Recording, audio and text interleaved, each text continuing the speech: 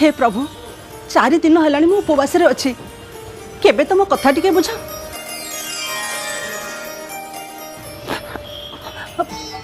प्रभु। तो भक्ति और श्रद्धा रे खुशी है मु आज आसी कह कौन दरकार तते। प्रभु कौन मु बाबा तुमको मागिबी खाली मो परिवार रो लंबा जीवन। मु तो आगे हाथ जोड़ुची तू आउ किछि मागी दे एइटा मु देई परिबिनी। अरे भाबुछु कौन ए देख तो झील को 10 दिन पूर्व रंग साइड स्कूटी चलाउला से भी कान रे फोन गेंजिकी गपी गपी मु जदि नथांती ना तार गोटे गोड़ नले हाथ निश्चित भांगी था।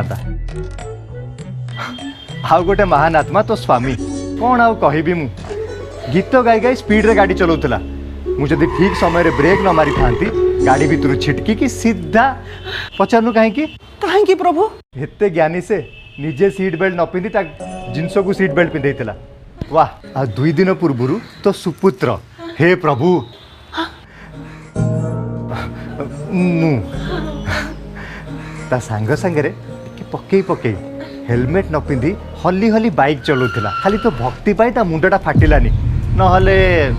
हे प्रभु एते सब घटना घटी गला हेले मु किछि जानि पारलिनी। तू जानि पारलुनी व्हाट ए नाइस जोक।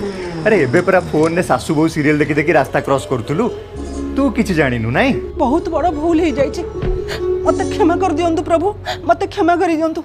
हौ हेला हेला तो परिवार रो लंबा आयुष पई एई ने भोग।